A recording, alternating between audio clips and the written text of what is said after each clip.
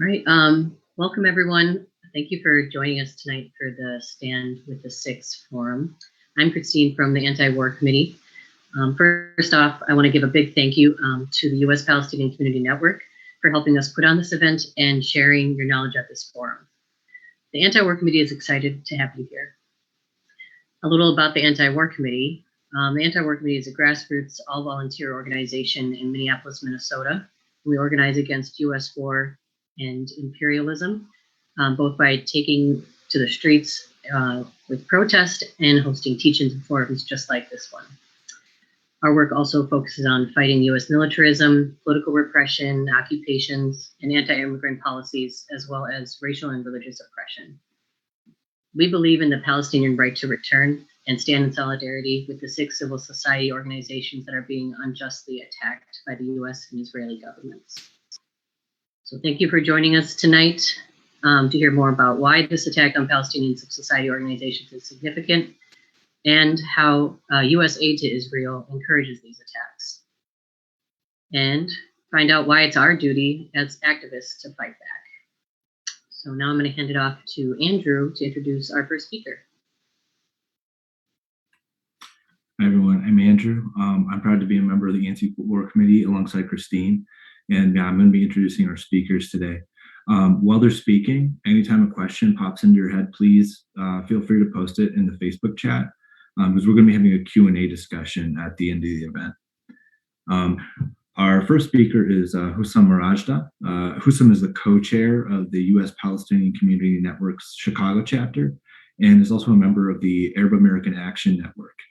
Husam will speak today about Israel's recent actions against these 6 Palestinian civil society organizations, as well as USPCN's national campaign to pressure the Biden administration to stop supporting and funding Israel's war on Palestinians.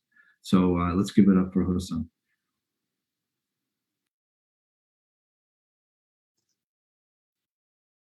Hello, everybody. I would like to thank the Anti-War Committee for having me today.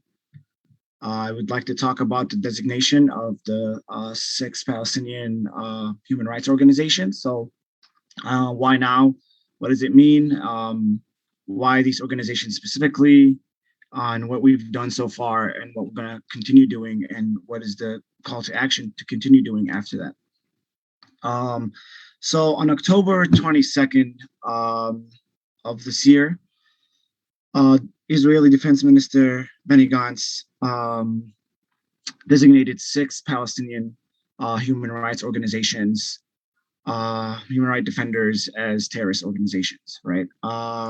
These organizations are Addameer, which is a political prisoners organization. They defend political prisoners and represent them. You have the Union of Palestinian Women's Committees, Union of Agriculture Work Committees, Bisan Center for Research and Development, Al-Haq, and Defense for Children International-Palestine. So all of them defend, all of them represent Palestinians in different sectors of society, defend them, whether that's home demolitions, whether it's land theft, whether it's defending children in prisons and freeing them from prison, or like if they're doing regular like research and development and empowerment of Palestinians and Palestinian women, and etc. So these organizations have been around for a long time. This is not like they didn't just like start, right? They've been doing this work for a very long time, right? But they've also been under attack for a very long time too. So this is not the first time that they are under attack by the Israeli government, but this is this is the strongest attack, the strongest form of repression against these organizations. This is like a pattern that oppressor nations do to criminalize like any resistance to that oppression, right?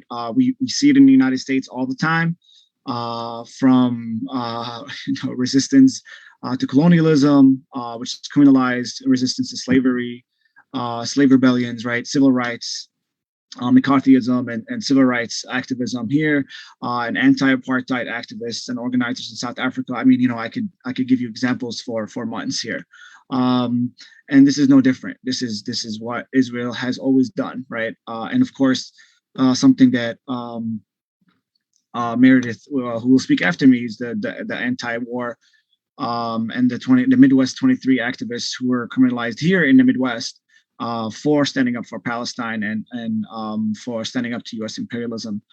So this is just a continuation of a pattern of repression, right? Of criminalizing people who are on organizations and institutions who are standing up and saying, we're not going to like sit here and let Israel, colonize and occupy and oppress us without standing up, right? We're calling Israel for what it is. We're exposing Israel for what it is, right? It's an apartheid, racist state, right? And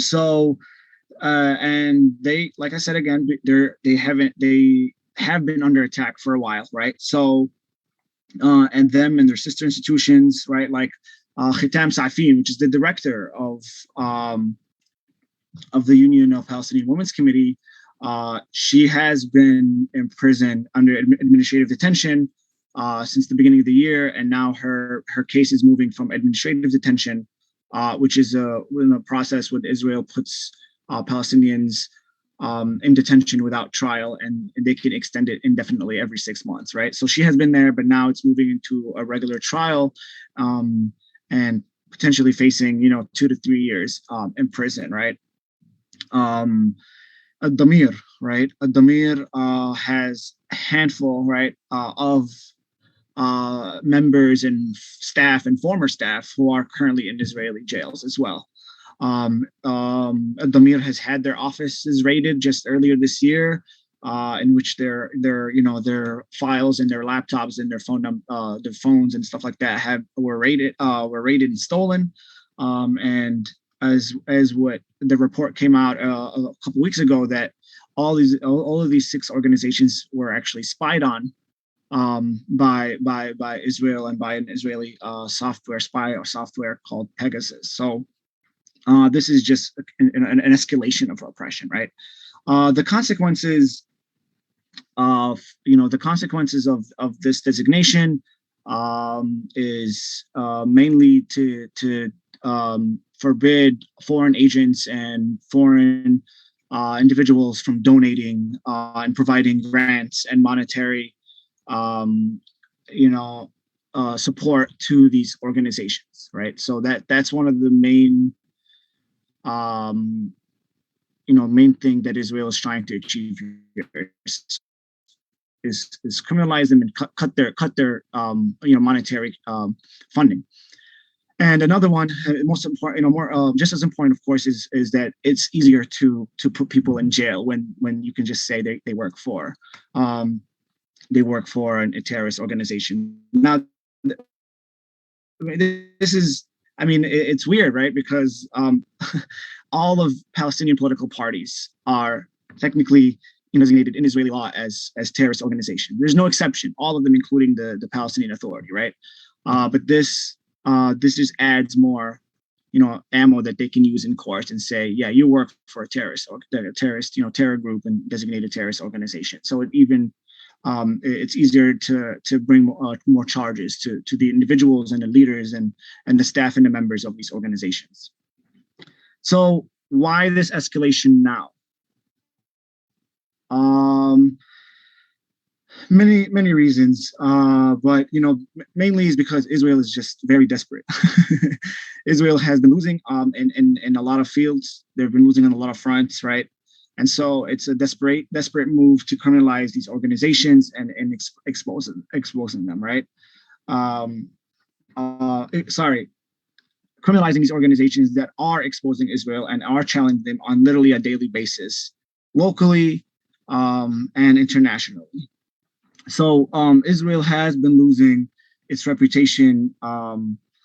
If it's like this democracy, right? This like beacon of hope and good,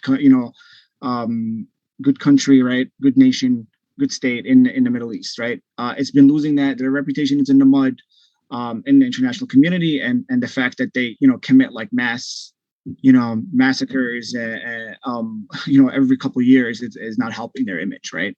And so people all over the world are starting to wake up to see what Israel, what truly Israel is, and BDS campaigns and all other campaigns and solidarity with Palestinians is happening all across the world, right? Especially in countries in which the Israel are close allies with and have great relationship with, like right here in the United States, right? Two, Israel has taken like a huge step back, right, militarily, right? This past May, right, when all sectors of Palestinian society worldwide, of course, in the three main territories in Palestine, right, in the West Bank, in Gaza, and in 1948 historic Palestine, unprecedentedly united and challenged Israel on every front, whether it's the resistance in Gaza, whether it's the brave people of Sheikh Jarrah, whether it's the people in Lid and in Haifa on the streets, literally kicking settlers out of their homes. This was declared as a victory for the Palestinian people. It's a huge step back by Israel, and of course, Israel sees that as a defeat, and even the Israeli society sees that as a defeat, and that is one of their ways of attacking back is repressing those people, the leaders that the people listen to, the leaders that people look up to. This is what this is. Three, when there's six Palestinian prisoners escaped, from some supposedly one of Israel's best and secure prisons, right? They escaped, and they were out for a few days and then later recaptured. This was just a huge victory also for Palestinians. It gave us a lot of hope. And Israel, of course, was embarrassed internationally by that, right? And and then after that, the prisoners started to rise. The prisoners constantly rise up, but this was one of the other spontaneous rise ups in which they organized and they rose up in prisons and fought back, and Israel had to use collective punishment, right? To put down some of these uprisings and some of these riots that were happening in the prisons, and this relates to Addameer and their work in defending prisoners from all sectors of society and all different political parties. Another reason is that the International Criminal Court earlier this year in March opened an investigation into Israel's war crimes. And that's thanks to a lot of Palestinian NGOs that are constantly going to the international community, to the ICC, to the United Nations, and reporting on what's happening and filing different cases, opening different cases and trials to try to investigate Israel's war crimes. And so Israel actually refused to cooperate with the investigation. So that also hurts its reputation, internationally, sorry. And a lot of the NGOs responsible for that. This was a way to say, I'm going to criminalize you. So when you go to the international community, you don't have a lot of legitimacy, right? Because you're a terrorist organization.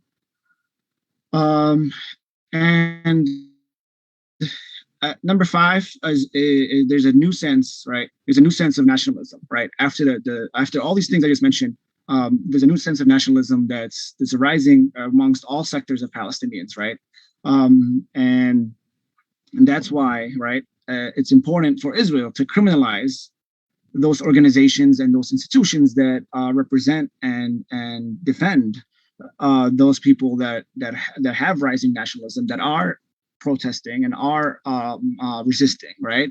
That's why these organizations, they defend farmers and prisoners, women, students, right, children. They fight against house demolitions, and they generally defend Palestinian human rights. And so when these institutions that represent all these sectors and all these people, then it makes sense, right, to criminalize them, to set examples and to scare people from getting involved with these organizations and resisting, right, to set example,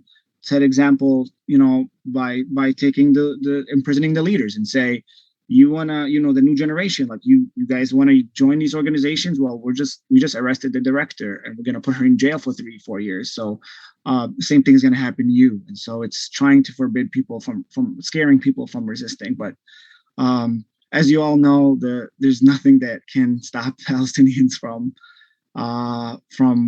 resisting. It's been 70 years, and the youngest one of us is still resisting just as hard as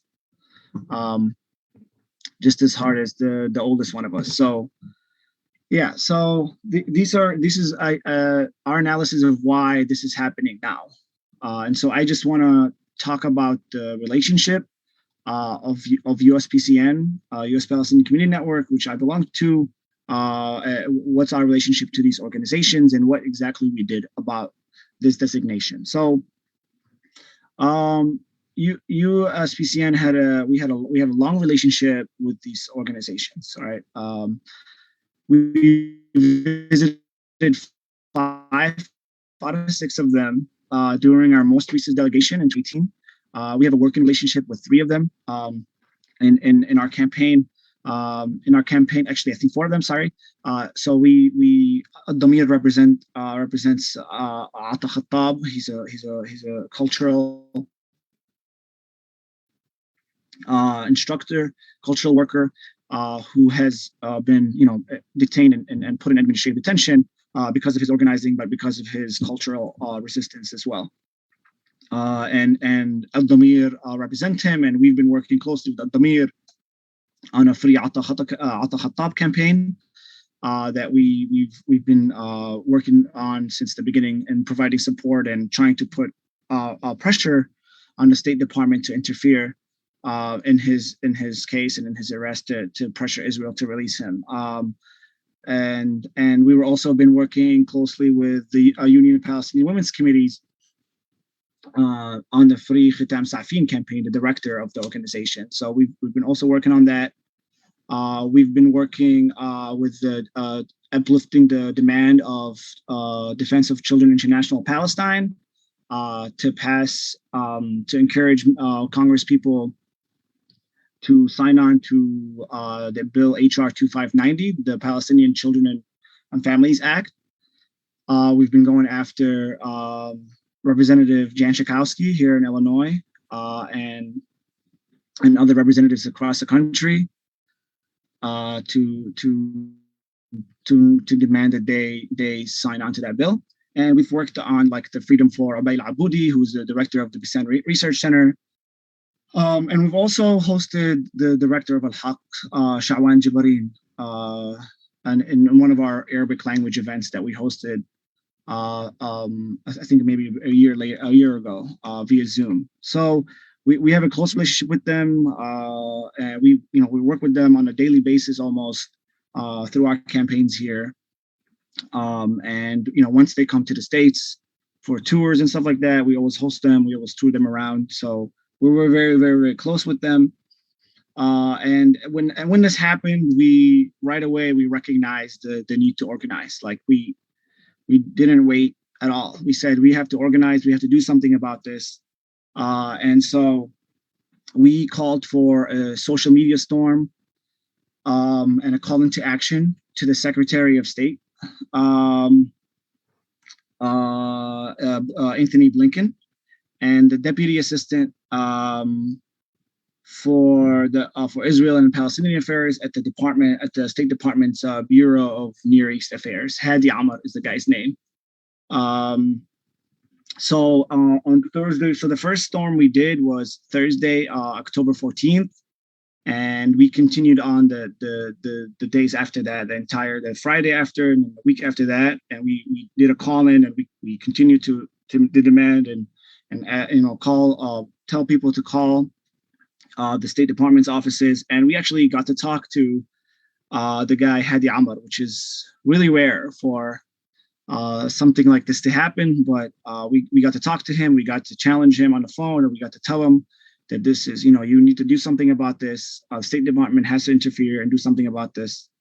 And then there was an international storm that the 6 organizations called for on the 21st, and we uplifted that, and we joined that storm, and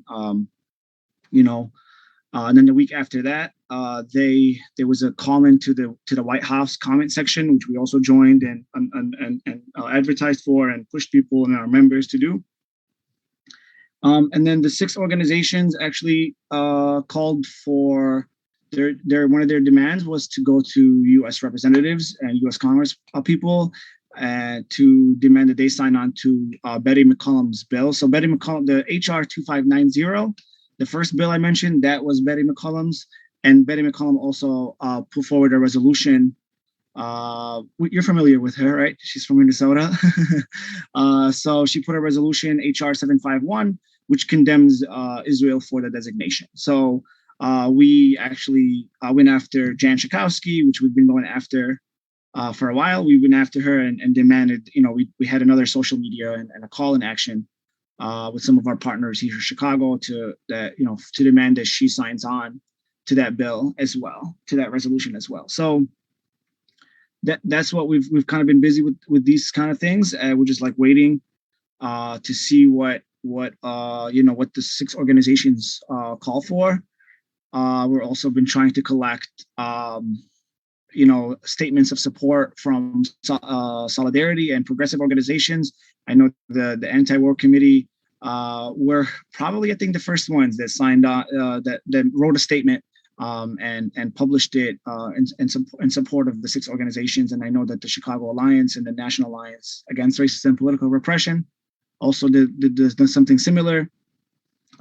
So what I encourage, what the last thing I'm going to say is what I encourage people to do, and what the 6 organizations have asked people to do, and other organizations and people across the world, is to highlight the 6 organizations' work, right? And learn about them, highlight their work, uplift it on social media and your spaces, right?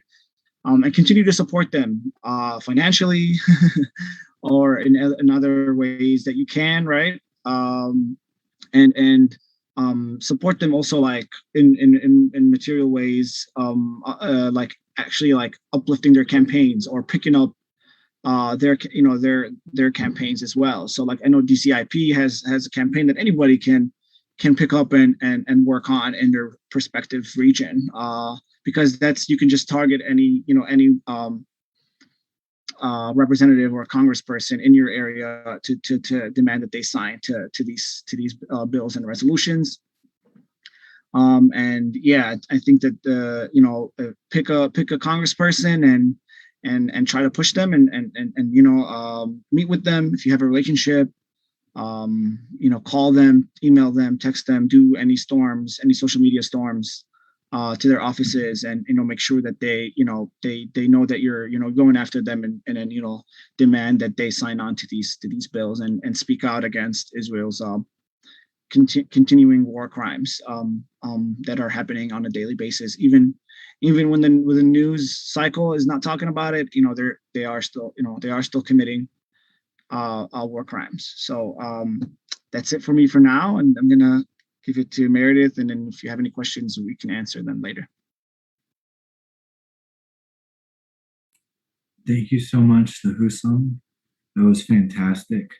And want to thank again to USPCN for helping us put this event on. So yeah, we're going to go to our next speaker, Meredith Aby from the Anti-War Committee. Meredith is actually a founding member of the Anti-War Committee and has been a Palestine solidarity activist since 1999. In 2002, she traveled on a human rights delegation to the West Bank, Gaza, and Haifa, where she met actually with several of these 6 Palestinian civil society organizations that have just been designated as terrorist organizations or supporting terrorism. Meredith was herself actually raided and subpoenaed by the FBI in 2010 as part of an investigation into the Palestinian Solidarity Movement, which aimed to find, quote, material support for terrorism. She herself refused to comply with the federal government's grand jury subpoena and risking imprisonment to defend the right to organize in solidarity with Palestinians and for an end to U.S. aid to Israel today. Meredith is going to be speaking about why the work of these 6 civil society organizations is so crucial and why we as activists have to stand up to defend them. Going to you, Meredith. Thank you, Andrew. I want to take a moment to thank the people in the audience for coming. You know, I know it's online, but I know that you have other things that you could do with your time. And I really appreciate you're here. I think that it's imperative that we're here tonight taking time out to talk about how to defend these organizations that expose Israel's war crimes. Because killing civilians, torturing Palestinian children and prisoners, doing forcible transfers, home demolitions, and settlement building, these are things that need to be talked about more, not less. And the intention of this targeting of these organizations is to try to take those things out of the conversation. So I think it's imperative that we put them back in. It's important to me to be here because I saw the work that these human rights organizations were doing firsthand in 2002. When I went to Palestine, I met with organizers from the Union of Palestinian Women's Committees, Al-Haq, the Defense for Children International-Palestine, and the Union of Agricultural Work Committees. Bisan, who was introduced before, I don't think that organization existed when I was there, so I didn't meet with them. These groups introduced us to Palestinians who shared their stories of Israeli occupation and apartheid. And we brought those stories back home here to Minnesota to try to challenge U.S. military aid and the U.S.'s unconditional support for Israel. Since 2002, Israel has actually made it like virtually impossible for activists like myself to get into Palestine because they don't want these stories to get out. And because they are, as was talked about before, actually losing their international campaign, their international PR campaign, as evidenced by the fact that even Ben & Jerry's ice cream was distancing themselves from them. This recent attack on 6 Palestinian civil society organizations is an effort to further control this narrative about what's going on in Palestine. And these organizations have been actually making an incredibly public as well as credible international case for the fact that Israeli leaders should be prosecuted in the ICC for war crimes.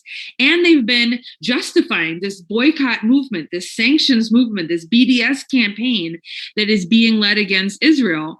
And I think that's important. They're losing this battle. And so they're hoping that if they can delegitimize these groups, that this issue is going to go away.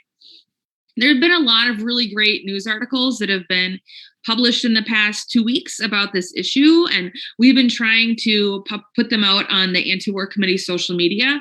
One of them that I read was from 972 magazine, and they explained last week, quote, that as Addameer's director told them, quote, we have been targeted for years for one reason. We're succeeding in changing the paradigm around the world by speaking of apartheid. Al-Haq, for example, is among the main Palestinian groups providing evidence to the International Criminal Court, compelling the former chief prosecutor to open an official investigation into suspected war crimes. Defense for Children International-Palestine is at the forefront of Palestine advocacy work in Capitol Hill, influencing landmark bills that seek to block U.S. funding that abets Palestinian rights violations. And specifically, our own Betty McCollum in St. Paul has said that this is where she's been getting her evidence from to be able to write these bills, has been from several of these groups, including this one in particular, the Defense for Children International. They go on to say, Addameer is the principal group keeping Palestinian prisoners on the international agenda while defending them before the Israeli military courts. And the Union of Agricultural Work Committees provides vital support to Palestinian farmers in Area C of the occupied West Bank, muddling Israel's plans to swallow more land for its settlement enterprise. Ironically, what we've seen is that Israel's attack on these groups is actually bringing further attention to this issue of the work that they're doing and the need for this work Okay, just this week, Zena Aga, a non-resident scholar at the Middle East Institute, wrote in their op-ed for the New York Times, quote, "The criminalization of Palestinian institutions and the expansion of the settlements are two sides of the same coin. The goal is clear, to silence the independent monitoring of Israel's human rights violations." That type of messaging wasn't happening in the New York Times before, so I think that that's important. And I also think it's important in events like this to try to amplify these voices that they're trying to silence. And so what I want to do is sort of talk about some of the memories that I have from when I was in Palestine, but also talk about some of the things that activists from these groups told us directly, because I feel like now more than ever, it's important to be amplifying those voices, to be telling people the things that they're actually trying to silence. So when I was doing my research for this presentation, I felt like the group that got the least amount of talking about in the international press was the Union of Palestinian Women's Committees. And so I want to start with them. In 2002, I met with members and organizers from the Union of Palestinian Women's Committees to learn about how the Israeli occupation in particular affects women. We met with mothers of political prisoners who were prevented at Israeli checkpoints from being able to visit their sons and husbands. We met with women who were told us about how hard it was for them and their families economically. So many people, so many men in Palestine have been held for questioning or been held under administrative detention, that they could be held for months where they don't get access to a lawyer or any other legal rights. And this would put women in a situation of not only taking care of their whole family, but now all of a sudden being the sole breadwinner for their family. And in 2002, they talked with us about the fact that 60% of the Palestinian population was below the poverty level. And so what I saw the UPWC do was they were giving their members job training so they could provide for their family, helping them grow businesses, helping them grow skills. But the fact is that there weren't enough job opportunities for Palestinians. Before the Intifada, 50% of Palestinians actually worked in the 1948 territories, but the borders have been shut down, so that has made it more economically difficult on everyone. And this has put a lot of strain on women in particular. The stats that I just gave you were from 2002, and with the pandemic and Trump cutting off aid to the United Nations Relief and Works Agency, the situation has gotten worse. So the strain for the role of women has continued. What I loved about meeting with the women from the UPWC was how hard they were developing women as leaders in the second Intifada. In both Intifadas, women played strong leadership roles, and groups like this one were critical to sort of developing women as movement leaders. And I think that is important. I had the opportunity to work even more so with one of the leaders from the Union of Palestinian Women's Committees, Maha Nassar. She came to Minnesota as a part of a national speaking tour in 2003. And so when she was here in Minneapolis, she did several speaking events, and I also interviewed her. And so I wanted to give you a quote from her of how she described her organizing to her American audience. She said, "First of all, our union is concerned and works hard to raise the consciousness of women in the national and social struggle, because we believe the three factors of oppression, economic, social, and national, that lay on women are interrelated. The first step we take with women is to organize a lot of lectures, workshops, and training courses to address women in villages in the poor neighborhoods. The second step is our union tries to create opportunities for women to work so they can be economically independent, so they can be socially independent. We also have leadership programs for the young women to become leaders in the future by training them on different levels of advocacy, networking, computer skills, social advising, and health advising, so they can be able to reflect on their concerns for women and the national struggle in a better way. The Union of Palestinian Women's Committees has emergency relief programs. Family sponsorship provides more than 350 families, and this is again in 2003, monthly support that can help them overcome the deteriorating economic situation.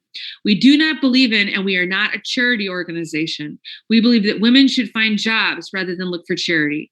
We also organize kindergartens because it lifts a big burden from women, especially poor women. By having their children in a kindergarten where they are taught the principles of democracy, human rights, and gender, women will have the time to go to work or to plant or to even find time for herself. So I feel like since their work is being demonized as terrorist, I think it's important to hear from these activists themselves what they're doing. And none of that sounds like terrorism. All of that sounds like important community organizing that is happening to develop women, to take care of women, and to take care of their community. And that's something that should be defended, not attacked. In 2002, I also had the opportunity to meet with representatives from the Defense for Children International-Palestine. And these meetings were some of the ones that stuck with me the most. I'll admit, because I'm a teacher. And so hearing about the experiences of children during the Second Intifada was very moving to me. So I was there in 2002, and I remember we met with a psychologist or psychiatrist, I think it was a psychologist, who was talking about the issues of post-traumatic stress that were manifesting in a group of kindergartners that she was working with. And so these kindergartners were going to school and they were terrified. So they would hear jets overhead and they would be like, is that jet coming to bomb my house? Because they had seen the instances of collective punishment that would be happening in the community, where people would be punished for allegedly having a family member who was a rebel, and then the house would be destroyed or would be bombed. And so what would happen is that the kids would know exactly where their backpack was. If they heard a jet overhead, they would take off, no matter what they were doing, put that backpack on and run home. And this was totally disrupting their learning and their day. But the fact is that these children had post-traumatic stress, and it was so real, and it was taking over their ability to even try to learn how to read, because they were so worried that when they came home from school that night, that their family wouldn't be there anymore. So these kids were 5, and that was in 2002. It's 2021. And so I believe that these kids are now 24 years old. So they're adults. They're obviously not children. But think about what it has been like to live in a place like Palestine since 2002. Think about all of the militarism, all of the weaponry that the US has sold that have been used on these communities. And that has long-term effects. Like, we're talking about generations of people that have been traumatized. And so I think the work that Defense for Children International does is really important, because they were talking about how they were providing vital mental health resources in an area that doesn't have mental health resources. They don't have a lot of health resources, just period, in a place like Palestine. And so the idea that these groups are now being targeted and as being terrorists, when what is really terrorism in this community is the fact that children can't go to school and learn how to read without being afraid that their parents will be dead when they go home. Like, that is incredibly important to recognize. That's the real terrorism in this story. In 2002, I also had the opportunity to meet with Addameer, who has already talked about. Addameer is a Palestinian group that's based in Ramallah that monitors the treatment of Palestinian prisoners arrested by Israel, providing legal assistance. One of the myths that we hear in the United States is that Israel is the lone democracy in the Middle East. The work that Addameer does on the ground exposes that line and confronts it firsthand. And we have used their work repeatedly in our organizing in the United States. Israel's use of collective punishment, administrative detention, and the imprisonment of children are not tactics of a legitimate government, let alone a democratic government. They're evidence of an apartheid system which uses terror to try to drive Palestinian people off of their own land. In 2009, we hosted here in Minneapolis, again as a part of a national speaking tour, Al-Haq from Addameer to talk about the treatment of Palestinian political prisoners by Israel, and about how administrative detention is used as a form of collective punishment. He said during his tour this quote, and I wanted to read it because, again, first of all, we can't get these types of speakers to the United States anymore because Israel won't let them out. We can't get activists from Minnesota into Palestine to hear these stories. And so now by criminalizing these groups, you're taking away another avenue for us to be able to get this information. But so I feel like it's important to amplify these voices. So I wanted to give his quote from his tour. They will hold people for no reason, which they call administrative detention. In the cases of administrative detention, the judge is shown a file, which neither the defendant nor their lawyers can see. The judge will then decide if the detention can continue without an explanation to the defendant. There are cases where just being at a pro-resistance rally will get a person jailed for administrative detention. The Israeli occupying forces rule through force and intimidation. They put people in jail to cause fear in hopes that it will weaken the resistance. When you are on administrative detention, you have no rights. Administrative detention lasts a minimum of 180 days. In many cases, administrative detention will last a year, and in at least one, it lasted over 20 years, and still, there were no charges. If a person is charged, convicted, and goes to jail, the conditions are poor. Often prisoners are not allowed phone calls or visitors. There's a lack of food and medical care. The larger jails are being privatized, and the companies that run them have a monopoly on everything in the jail. If you are on administrative detention, you might be put in a jail with walls, or you might be sent to a makeshift jail, which looks like a cage. His testimony was powerful, and that is exactly what Israel doesn't want getting out. They're hoping that by labeling these groups as terrorists, they can make their work illegitimate. So we have an absolute responsibility to amplify their work. As was mentioned in my introduction, the Anti-War Committee itself has been targeted for our work to free Palestine. In the summer of 2010, 3 more members of the Anti-War Committee organized another trip to Palestine, again planning to meet with members of the Union of Palestinian Women's Committees. Upon arrival, every member of the delegation, anti-war committee members, as well as activists from other groups, were detained and interrogated by Israeli authorities, and some were deported. All 3 of our members from the anti-war committee were deported. We learned later that we've been singled out due to collaboration between Israeli authorities and an FBI spy who had embedded herself in the anti-war committee. Shortly thereafter, in September of 2010, the Anti-War Committee office and the homes of many of its members, including my own, were raided by the FBI, and we were subpoenaed to testify in a grand jury in Chicago that was investigating the anti-war and international solidarity movements in the US. Our subpoena said they were looking for evidence of material support for terrorism. FBI agents seized materials related to our work in solidarity with Palestine, and the warrant said directly that they were looking for information about our contacts, both in the United States and abroad. We completely defied their witch hunt. We refused to cooperate. We did not testify, and because the peace movement nationally stood up and defended us, none of our members, none of the Anti-War 23 were imprisoned, despite refusing to cooperate. The Anti-War Committee was targeted by the FBI and accused of material support for terrorism because our support for Palestine, because of our public support for Palestine, and for publicizing the voices of Palestinian organizers. Now, Israel is targeting activist organizations who we know firsthand are doing valuable work to defend Palestinians, and they are labeling them as terrorists. We know all too well how governments use this label in order to try to decrease space for dissent and resistance. In our case, too, we were accused of supporting the Popular Front for the Liberation of Palestine, the PFLP, which has been labeled or designated by the United States Department of State as a foreign terrorist organization. But a matter of fact, we were questioned because we demanded that our country stop its unconditional support for Israel. People all over the country had days of action, had call-in days. People refused to, they were trying to delegitimize us and trying to isolate us. But a matter of fact, our network of supporters grew. We know that that is the same type of effort we have to do now. We cannot allow Israel to label human rights work as terrorism. That has horrible ramifications.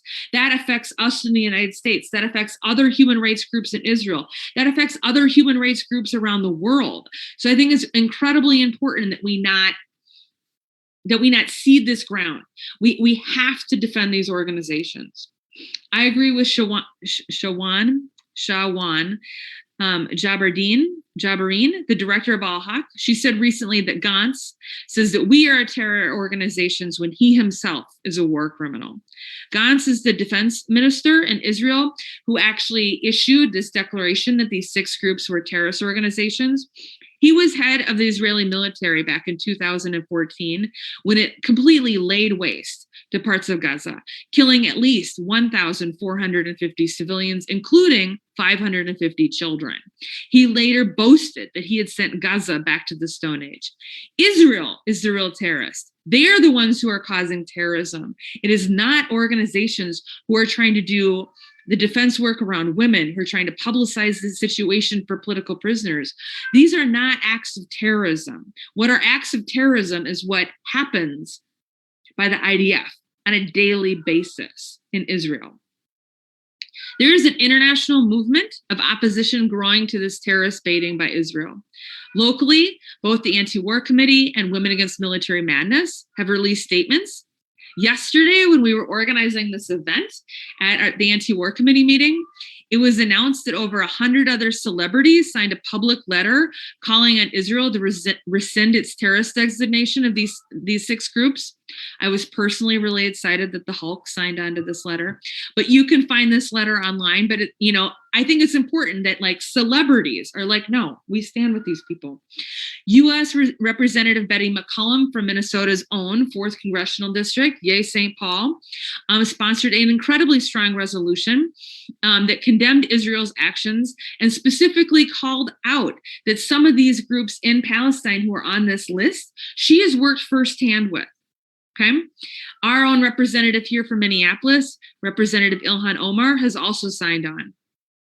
Last week, Congressman Jim McGovern and others articulated concerns about this counterterrorism measure and actually also started raising statements and having public comments on it. And so I think it's important to realize that our work that we're doing with Congress is having an impact, but there are many more people in Congress, like Minnesota's own 2 senators, who've said Zippo. And so we have more work to do to try to raise that. Internationally, Ireland has been speaking out at the EU about this, and the United Nations chief, human rights chief, Michelle Bachelet, called it a quote-unquote unjustified attack on some of the most reputable human rights and humanitarian groups. And noted that they have worked with the UN for decades. And she also called on Israel to revoke this measure. So the fact is that we've got people locally, nationally, in Congress, at the EU, at the UN, all over the place, people are joining together to really say, whoa, Israel, this is uncalled for. And so I think it's important that we've already had an impact, but we haven't gotten the result that we need yet. We've gotten attention to this issue, but we need to get this terrorist designation actually rescinded. And so our work is not done yet. And so I think it's important to recognize that there's a lot of materials out there that we can use to have one-on-one conversations with people, to use on social media, to talk about with people at Thanksgiving. But the fact is that we've made a dent, but we aren't done. Okay. We in the Anti-War Committee support the USPCN social media campaign, and they have been targeting the U.S. State Department, specifically Secretary of State Anthony Blinken and the Deputy Secretary of State Hadi Addameer, and we want to continue that. Okay, so please join with USPCN on their campaign to really put pressure on the U.S. State Department as well as their members of Congress to say, hey, guess what? You've got to rescind this designation. We are paying for this. Okay, the U.S. gives almost $4 billion a year to Israel. So we have the real capacity to be able to put on real pressure on Israel. Lastly, if you are watching this from home and you live in the Twin Cities area, or anywhere in Minnesota for that matter, or you want to have a really long road trip from Chicago, just kidding, we are having a Human Rights Day protest. We have one every year. This year it's going to be on Saturday, which is December 11th at 1 p.m. at Chicago Avenue and Lake Street.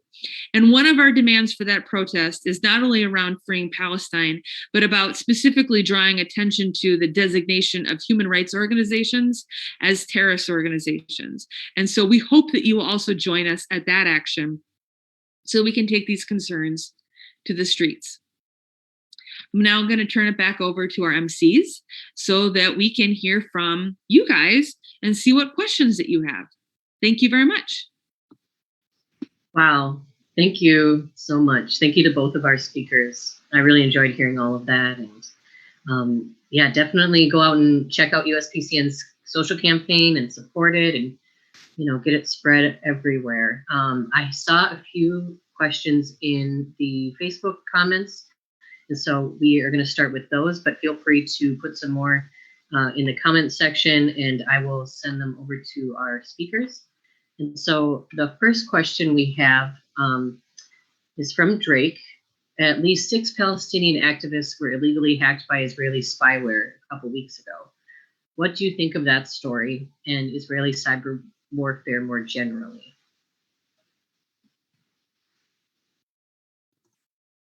Am I taking this one? All right. So yeah, thanks, Drake, for the question. Meredith, thank you so much for the presentation. I mean, that was very, very, very good. So we appreciate you again. I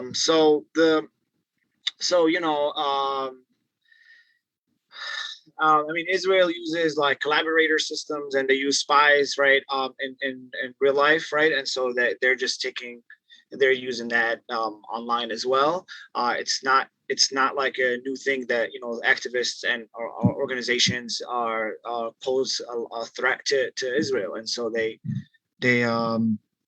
use their technology to spy on them and to kind of know what exactly they're planning to resist or whatever, but Israel always showcases like its technology, right? Speaking of technology, they always showcase its war technology specifically, right? And by testing it on Palestinians, it's the same thing that they do with their weapons in Gaza, right?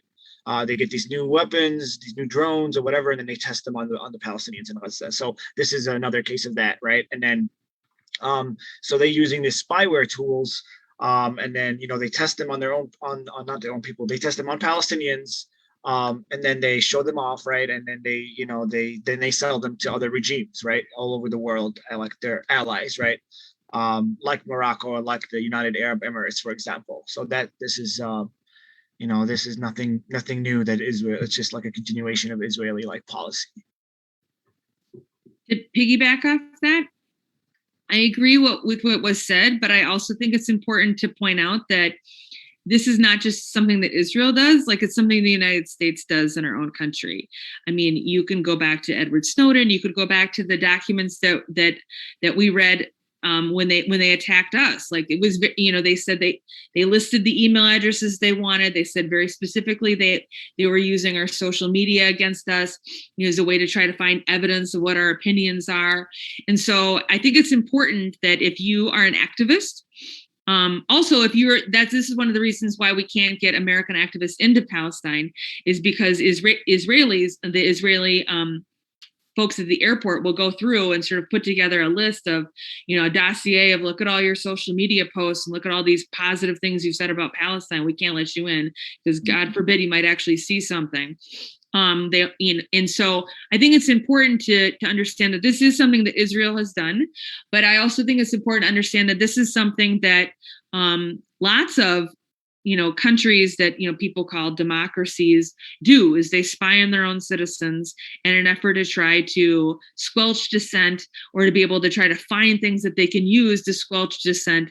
And so I think it's really important that A, people continue to organize, but B, people understand that organizing in this country means that what you post on social media, what you send in an email, what you say on your cell phone, those are things that are not just between you and the person that you think you're communicating it with, because Big Brother has tentacles everywhere. And so that's not just about Israel. That's also a US problem. All right. A grave reminder from our speakers. So the next question we have is from Wyatt. Will Israel's designation of these groups as terrorists affect how the U.S. government designates these groups? Does it mean that groups in the U.S. are under threat too? Sorry, Meredith, you want to take this one, or you could go ahead first? It's okay. Well, we already saw, for example, I can't remember the year, but there was a case where a Somali woman here in the United States was collecting clothes and was sending it home to Somalia. and, for people at a refugee camp. And they somehow tied that to a group in Somalia. And she was actually imprisoned and found guilty for, quote unquote, again, material support for terrorism. And unfortunately, the way that this statute has been read and interpreted by the courts is pretty loosey-goosey. And so I think that they're, and I feel like that's what they also try to do in our case. And so I feel like it's important to understand that, yes, that is exactly what Israel wants to have happen. They want to criminalize the ability of anyone to be able to give money to support this work. These groups are not on the terrorist list. The PFLP is what's on the quote unquote terrorist list.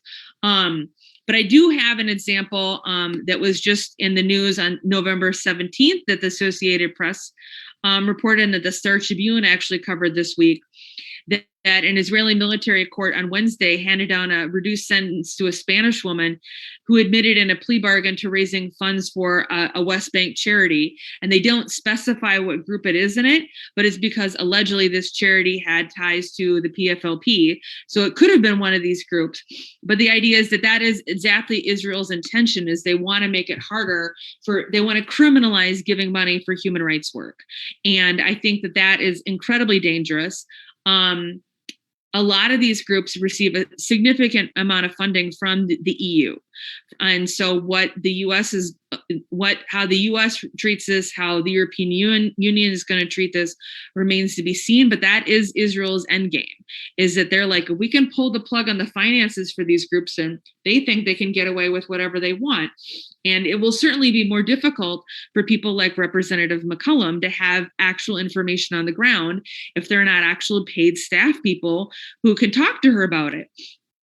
That doesn't mean, though, regardless of what about whether or not these groups continue to exist, that doesn't mean that the Palestinian movement is going to go anywhere. I mean, people are going to protest regardless of whether or not these organizations exist, because I heard very clearly every single day I was in Palestine, as well as from every single Palestinian I know here in the United States, which is they're like, no, we're talking about our homeland. We have a right to return. We are never going to stop fighting because Palestine is our home. And so, Israel is delusional if they think that criminalizing these organizations or cutting off funding is going to mean that they have less headaches. They're going to have more headaches. Yeah, I think Meredith, covered it all. I just want to say that if somebody is like worried, I think that you can wait a little bit and see how things turn out. But I think unless the United States specifically says that, then it's a little bit safer to continue supporting them and work with them and if you donate if you want to. Like I said, all political parties are designated terrorist organizations to Israel, all Palestinian political parties, right? And however, they're the PA included, right? But the PA does have connections and does function in the United States, and there are people who do send money to like the political party, Fatah and stuff like that, and there's no criminalization or anything. So I don't want to compare it. It's a little bit more complicated, right? But I think that unless the United States designates them like other organizations, then I think it's on the safe side. All right, thanks for that. We're going to move on to Susan's question. Are there other groups that you anticipate may also be targeted as part of this strategy by Israel?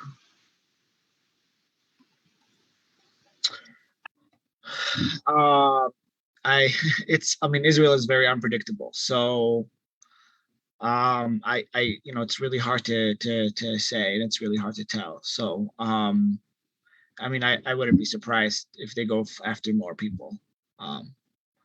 But or more organizations. But there's no particular one that I or we believe that they're going to be targeted. But like I said, it's unpredictable. The timing is unpredictable, so we never know. I think it's important to recognize that this is a part of an ongoing campaign. Like, this terror designation is like the newest manifestation, but like these groups have all been, like, not just these 6, have been raided, have been imprisoned, have had their leaders imprisoned. And so I think it's important to understand that it's not a safe place to be a human rights organizer. And that's not even just for the Palestinians. There are Israeli-based human rights groups that are also facing this, but also Human Rights Watch, they had their staff people actually expelled by Israel 2 years ago. Israel refused to renew the work visas for United Nations human rights officials after they published investigations into the collusion of international firms with illegal West Bank settlements, B'Tselem, as well as Breaking the Silence, which is a whistleblower group of former Israeli soldiers, are denied the right to speak at Israeli schools and vilified by the politicians and the media. There's not a place where you can say oh, this is the safe space to do this work by any group of people there. And so I think that it's important to understand that even if you aren't designated a terrorist organization, it doesn't mean that you've got a really rosy situation for doing your organizing there. Israel does not want these stories coming out, and they do not want people to organize with dissent in any way, shape, or form. The reason why it happens is because the organizers on the ground there are tough as nails and are super determined, and they refuse to kneel. And so I think that's important, is that people aren't going to be scared away. But I also think it's important to understand that even if you aren't labeled a terrorist organization, it's not it's an easy place to be a human rights organization. Great, thanks for that. I'm sorry. I just also just want to add that it's really important to note that these 6 organizations are also progressive and leftist organizations, right? And Israel, targets progressives and leftist organizations and leaders and political parties. They have been doing that, since the creation of the state of Israel. So I that's a really important note that there are groups that I think none of the groups, none of the any human rights groups are safe, but I think that there are some that are particularly more in danger. And those ones are happen to be progressive and left and have really good international connection with a lot of other organizations like these organizations do. I agree. I didn't mean to have my comments sort of make it seem like this. Yeah, I totally agree with what was just said. Thank you for characterizing it into that sort of perspective. Great. Thank you for that. Mary in the chat shared an upcoming event or a movie event, Caging Childhood, this Saturday at noon via Zoom, and it's put on by the Defense for Children International-Palestine. So anybody interested in that should maybe look it up. I'm sure there's a Facebook invite or some kind of Eventbrite invite that you can search for. And I do have one more question from Asher. How can activists in the United States make an impact in this matter?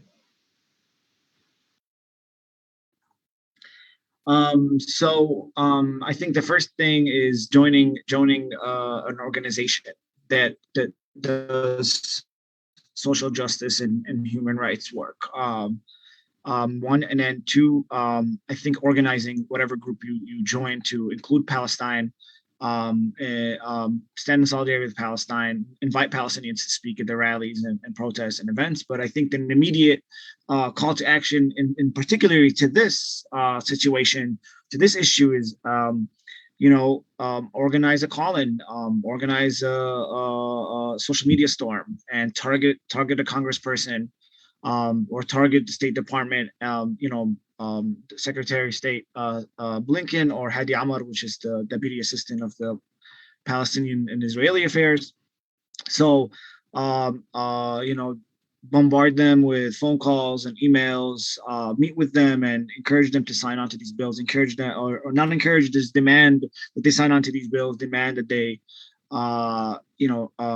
speak out against Israeli crimes, especially progressive or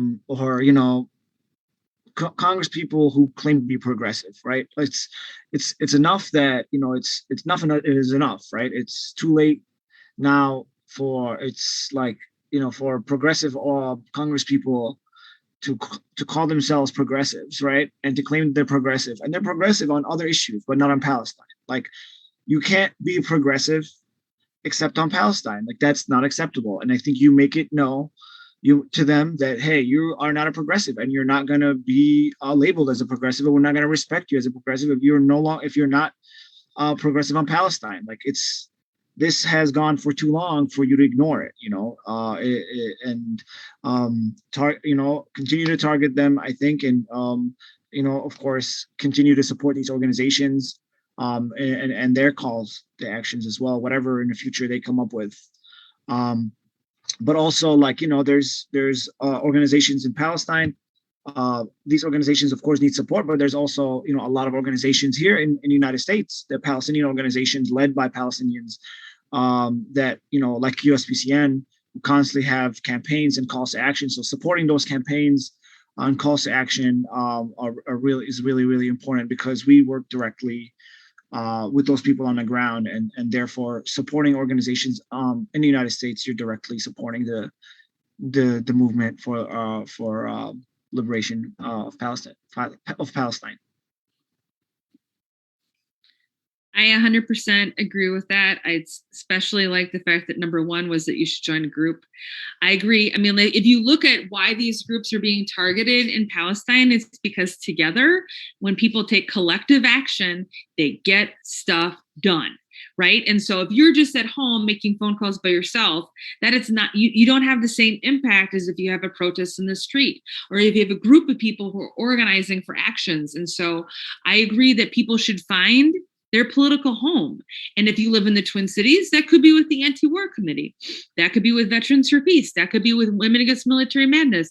But I think that, or you could start your own group, but or it could be with American Muslims for Palestine. We do a lot of work with them locally. But the idea is that you need to find your political home or create your political home, but you need to take collective action with other people, because that's where you're going to have the most impact. And then I also feel like it's really important. We have an opportunity here to amplify voices that people are trying to silence. All of these groups, all these 6 groups, they have websites, and they have facts that they are trying to get out that Israel's trying to shut down. Go find those facts. Go to their websites. Take examples from these talks. Oh, you want to say something too? Okay. Yep. You want to say something? I've got a cat who feels very strongly about Palestine. But take that information and amplify it. Like, so they don't want us to talk about what these groups are doing. They don't want us to know about Al-Haq. Then guess what? Amplify that. They don't want us to know about Addameer. Tell people about those stories. And I feel like that is really important, because more and more people are having a conversation about something that Israel actually wanted to shut down. And so I feel like that is also something that Americans can do, or that people who care about this can do.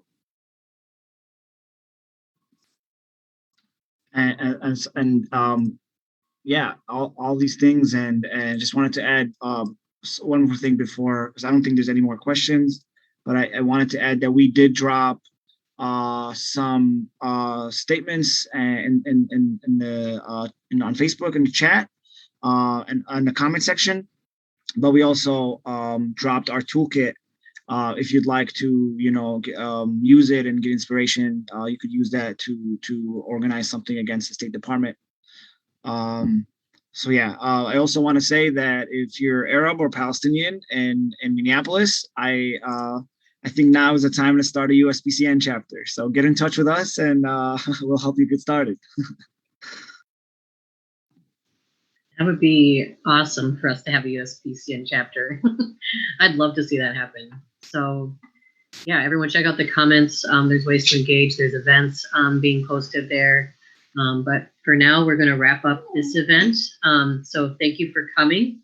And one little plug I have to do on behalf of Anti-War Committee. So today is also Give to the Max, which is a local fundraising campaign day recognized in Minnesota. And you can donate to Anti-War Committee.